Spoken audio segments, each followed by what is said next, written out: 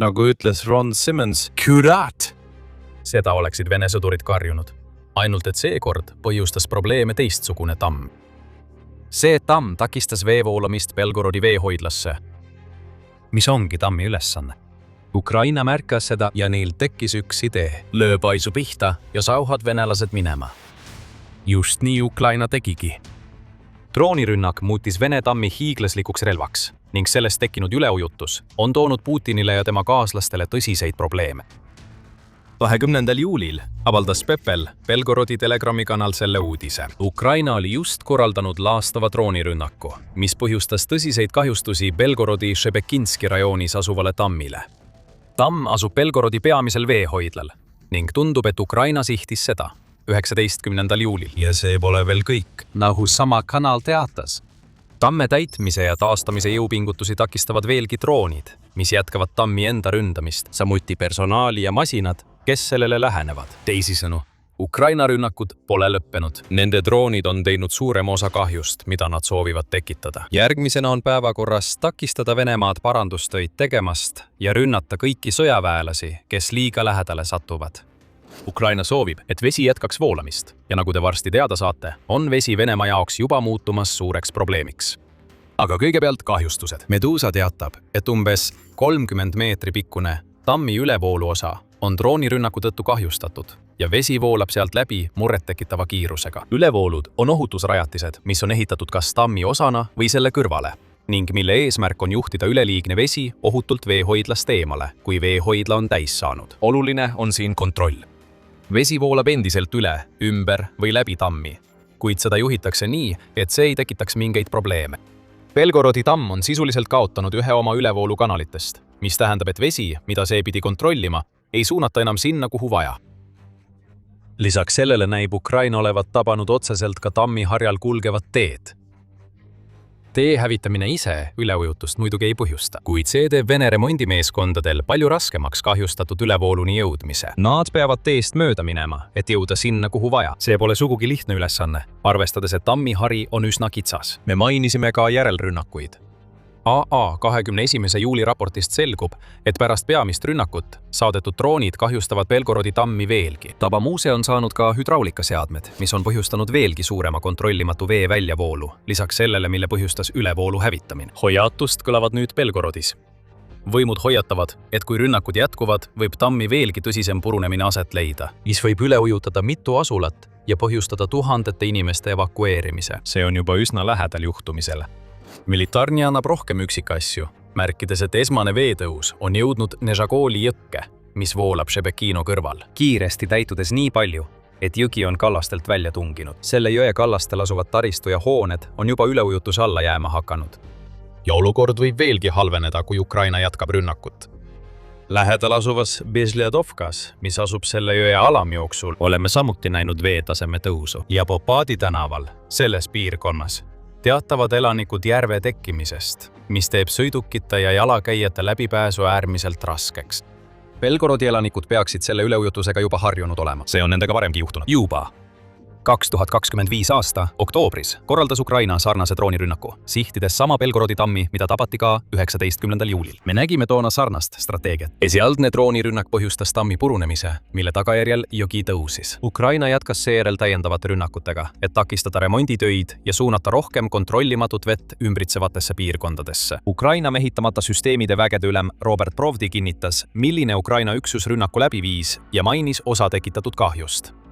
Belgorodi veehoidla mõranes täna. Alates esmasest rünnakust on veetase langenud 100 sentimeetrit. Löögi andsid mehitamata süsteemide vägede esimese eraldi keskuse linnud, teatas Provdi. Satelliidifotod ilmusid samuti pärast oktoobrikuu rünnakut, mis näitasid, et üleujutuse ulatus oli dramaatiline. Bezliadovka ümbrus jäi vee alla, mis tähendab, et asula oli peaaegu ümber piiratud. Titas XL Exonova Plus. Sama väljaanne teatas, et Belgorodi oblasti kuberner oli kogu asja suhtes kahtlaselt vait, mis viitab sellele, nagu Telegrami kanal ütleb, Rämps üritab juhtumit parimates Nõukogude traditsioonides maha vaikida. Seekord seda ei juhtunud. Ei saa eitada kahju, mida Ukraina on juulikuu rünnakuga Belgorodi tammile põhjustanud ja antakse hoiatusi võimalike evakuatsioonide kohta. Pärast oktoobrikuu rünnakut tammi vastu püsisid veetasemed lähedal asuvas veehoidlas üle kuu aja madalad. Ukraina loodab seekord sarnast tulemust. praegu võib sul peas keerelda mitu muret.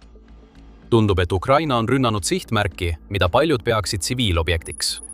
Tõepoolest, just Belgorodi tammi ümbruse asulad on kohe mõjutatud ning Venemaa püüab seda rünnakut kujutada kui Ukraina droonivägede terrorirünnakut.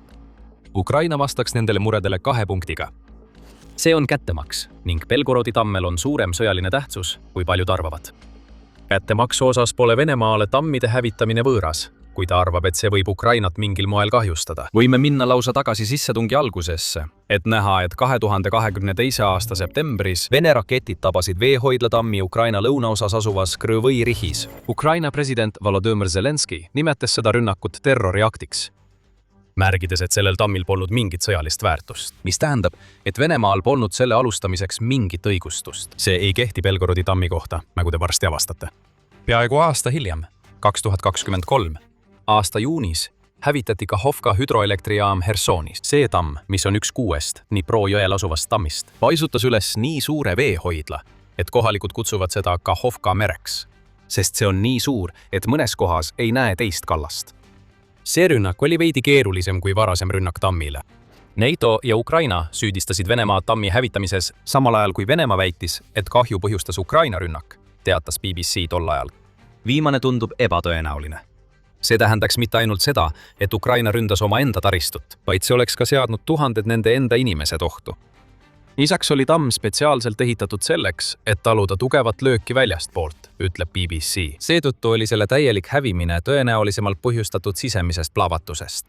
Ja arvestades, et Venemaa okupeeris piirkonna, kus tamm asus, tundub palju tõenäolisem, et Venemaa ise lasi tammi õhku. Võib-olla valelipuoperatsiooni lavastamise katsena. Oluline on see, et Venemaa pole tammide ründamises võõras. Ukraina jaoks on 19. juulil toimunud rünnak Belgorodi tammi vastu samaga tasumine. Kui Venemaa saab seda teha karistuseta, siis võib ka Ukraina rünnata tamme, et tuua sõda vastutasuks tagasi Vene rahva juurde. Kuid nagu tavaliselt Ukraina rünnakute puhul, polnud ka see viimane rünnak ainult kättemaks. Vaatamata Venemaa väidetele on Belgorodi tammil siiski ka sõjaline otstarve, muutes selle Ukraina jaoks õigustatud sihtmärgiks. Enne kui me selgitame, mis see otstarve on, tuletame kiiresti meelde, et te vaatate sõjasaadet. Kui sa pole veel kanalit tellinud, siis mida sa ootad? Me tuume teieni igapäevaseid videoid, mis kajastavad viimaseid arenguid Ukraina sõjas ja teistes ülemaailmsetes sõjalistes sündmustes. Ukraina rünnakust pole mõjutatud ainult Belgorodi tammi lähedal elavad tsiviilisikud. Venemaal on piirkonnas paigutatud brigaadid, tegelikult lausa 4 neist. Enamik neist asuvad Krafivka küla lähedal, mis asub selle jõe allavoolu, mis on Ukraina droonirünnakute tõttu üle kallaste tõusnud. Selle fakti saime teada Ukraina 2025. aasta oktoobris toimunud rünnaku ajal tammi vastu, kui RBC Ukraina selle avalikustas. Tekkiv üleujutus mõjutas mitmeid punkreid, mida kasutasid 68, 116, 128 ja 136. Venemaa relvajõudude brigaad. See annab täiesti uue vaatenurga Ukraina viimasele Belgorodi tammi rünnakule. Hea meeles. Belgorod on piiriäärne piirkond. Selle lähedus Ukrainale teeb sellest ideaalse koha, kust rünnakuid alustada ja sõdureid Ukraina territooriumile saata. 4 tervet brigaadi tammi allavoolu ei istu niisama Belgorodis ilma põhjuseta. Nad on seal kindla eesmärgiga. Mis see eesmärk täpselt on? Ei ole 100% selge. Kuid me teame, et Venemaa on kasutanud Belgorodi platvormina rünnakuteks Ukraina vastu. 4 brigaadi ümberpaigutamine, isegi kui neid brigaade pole üleujutusega hävitatud, viib organiseerimatuse ja kaoseni, mis on Ukraina sõjategevuse seisukohalt ainult hea. Siin on veel üks aspekt, mida tuleb arvestada. Ja see on seotud sellega, mis nüüd Belgorodi tammist massiliselt välja voolab. Vesi. Nüüd võite arvata, et Ukraina peamine eesmärk tammi ründamisel oli põhjustada üleujutus, mis sellest on tekkinud. See on kindlasti osa sellest. Kuid suurem lugu seisneb selles, mis toimub Vene veega, mis praegu tammist eemale voolab. Selle loo mõistmiseks peame taas tagasi minema 2025. aasta oktoobri rünnakule Belgorodi tammile. Sel ajal üritas Venemaa vallutada rohkem territooriumi Ukraina Vovtšanski piirkonnas. 26. oktoobriks Putin väitis, et Venemaa kontrollib umbes 70% sellest piirkonnast. Sellest hetkest alates oli selle ülesandeks ületada Vovtša jõgi. See oli olnud probleemiks. Kui see jõgi voolab, on Venemaal ületamisega tõsiseid raskusi, kuid väga kuiv suvi Ukrainas oli tekitanud mõningaid probleeme, nagu selgus tollasest Ukraina 16. armee korpuse avaldusest. Vaenlane püüdis seda võimalust täielikult ära kasutada. Pärast kuiva perioodi ja erakordselt kuuma suve, Siverski Donetsi ja Vovtša jõed olid ära kuivanud, mis lihtsustas vastase logistikat. Samal ajal olid varud kogutud ja puudel oli veel piisavalt lehti. Kokkuvõttes viis see Vovtšanski suunal tegevuse järsu kasvuni, seisis korpuse avalduses. Teisisõnu, Vovtša jõe veetase oli madal ja see oli peaaegu andmas Venemaale võimalust ületada jõgi palju lihtsamalt ja kiiremini. Ja kui see ületus oleks toimunud, siis oleks Venemaa saanud tungida sügavamale Vovtšanskisse. Belgorodi tammide lõhkumine paiskas vee nii kaugele, et see täitis jõed, mis olid kuivamas. Ükskõik millised plaanid Venemaal ületamiseks olid, need nurjati. Krim edasi juulisse aastal 2026 ja tundub, et midagi sarnast on kohe juhtumas. Ukrainat, nagu ka suuremat osa Euroopast, on suure osa suvest tabanud kuumalained. Tegelikult juhtis Ukraina mai lõpus suure osa Euroopast kuumuse poolest. Paljudes piirkondades ületas temperatuur 30 kraadi Celsiuse järgi. Järgnesid veelgi tugevamad kuumapiigid, mis seab Ukraina niigi raskustes olevale energiavõrgule veelgi suuremad nõudmised. Euronews title. Kuid Ukraina suurem probleem on see, et Venemaa üritab endiselt oma vägesid üle Vovtša jõe viia. Putini sõdurid on nimetanud selle jõe vett surmalõksuks. Neid sunnitakse endiselt ületama jõge, sageli 2 või 3 kaupa, püüdes läheneda teisel pool asuvatele Ukraina positsioonidele. Selle jõe ületamine on võtmetähtsusega igasuguse Vene katse puhul tungida sügavamale, nii Vovtšanskisse kui ka laiemasse Harkivi piirkonda. Arvestades neid tegureid, näib, et Ukraina kordas lihtsalt oma oktoobrikuist rünnakut Belgorodi tammile, et tagada vee jätkuv voolamine jõkke, mis hoiab Vene sõdureid eemal. Üleujutus, mis mõjutab 4 brigaadi, on küll suur asi. Kuid kui Ukraina suudab selle rünnakuga hoida Vene vägesid Vovtša teisel kaldal terve ülejäänud aasta, siis on see Ukraina territooriumi kaitsmise pikaajalises vaates veelgi suurem võit. Nii et Belgorodi veehoidla tammi hävitamine ei ole see terrorirünnak, milleks Venemaa tahab seda näidata. Selle tammi hävitamine teenib mitmeid sõjalisi eesmärke. Sellegipoolest kõige selle juures ei saa me eirata fakti, et see rünnak mõjutab Belgorodi tsiviilelanikke. Ja kuigi Ukrainal ei ole kavatsust neid tsiviilisikuid otseselt rünnata, võiks ta samuti väita, et surve avaldamine Vene rahvale on veel üks õigustatud sõjaline taktika, mida ta just kasutas. Kuidas nii?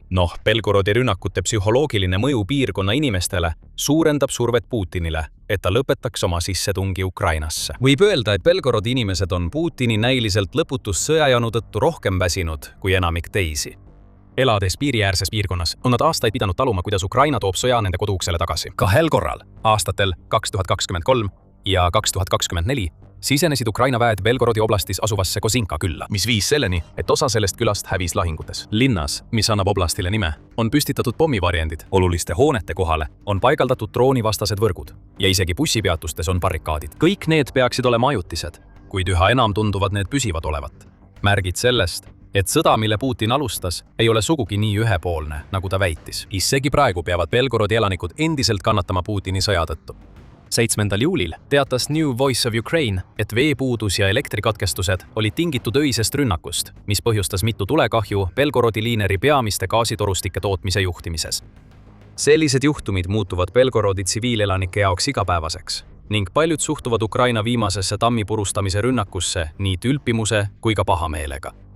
Veel üks märk sellest, et Putini sõda on jõudnud Venemaale koju kätte. Võite arvata, et see tülpimus ja pahameel, mida just mainisime, on suunatud Ukraina vastu. Lõppude lõpuks on just nemad need, kes korraldavad rünnakuid Belgorodi vastu. Siiski ei paista see nii olevat.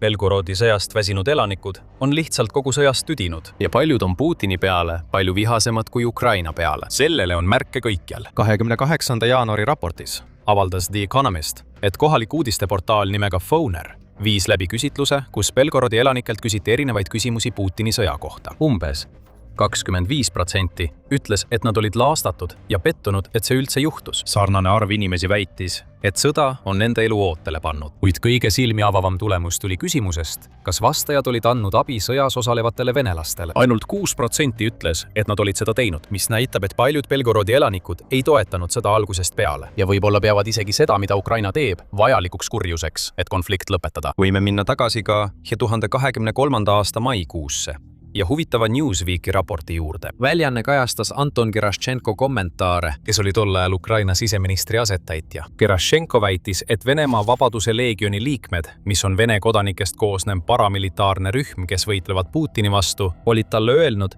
et mõned Belgorodis esitasid huvitavaid palveid.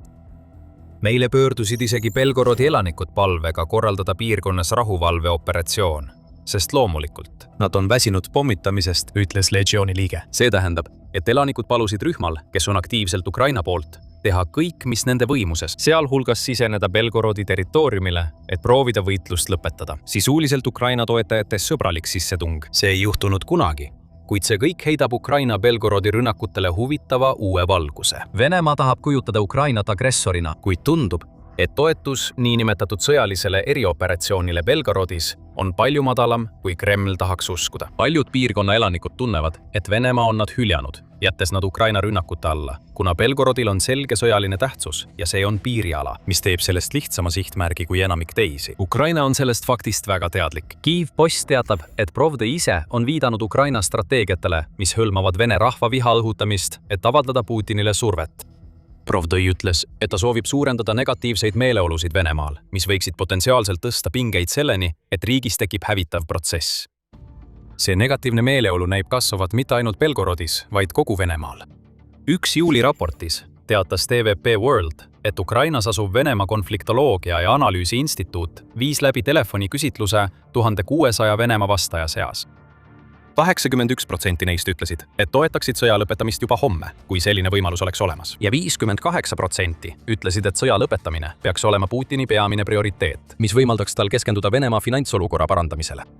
Lõpetuseks 73% vastanutest, et nad oleksid teise mobilisatsioonilaine vastu, mis viitab sellele, et enamik eelistaks sõja lõppu rahuläbirääkimiste kaudu, mitte edasise sõdimise kaudu. Kõik see toob meid tagasi Belgorodi veehoidla tammi juurde. Veel ühel rünnakul selle tammi vastu on selge sõjaline eesmärk, tegelikult lausa mitu, kuid võib-olla kõige olulisem selle rünnaku juures on see, et see muudab juba niigi sõjast väsinud Belgorodi elanikkonna Putini peale veelgi vihasemaks, kuna ta on nad sellisesse olukorda pannud ja siis näib, et jätab nad oma saatuse hooleks. Kes teab? Võib-olla saab Belgorodist isegi esimene Venemaa piirkond, mis avalikult Putini vastu protestiks üles tõuseb. Tundub, et selle elanikud ei süüdista oma olukorras Ukraina. Kõiges, mis toimub, on süüdi nende juht. Kui sellised rünnakud jätkuvad, suureneb kindlasti surve sellele juhile. Kahjuks tundub ebatõenäoline, et Putin peatub enne, kui ta saab, mida tahab. Ükskõik kui kaua see ka aega võtaks, kui paljud peavad surema ja kui palju kaost ta Venemaal tekitab. Oma pärandi kindlustamise nimel meeleheitel olles on Putin viinud Venemaa globaalsel areenil nõrgemaks kui kunagi varem tema juhtimise ajal. Et teada saada, miks see nii on, vaadake meie videot, kus me käsitleme kõiki põhjuseid, miks sissetung Ukrainasse oli Putini kõige halvem otsus. Ja kui teile see video meeldis, siis ärge unustage tellida sõjasaadet ja vajutada teavituskella, et olla kursis meie järgmiste kajastuste ja analüüsidega Ukraina sõja viimaste arengute kohta. Ja aitäh vaatamast!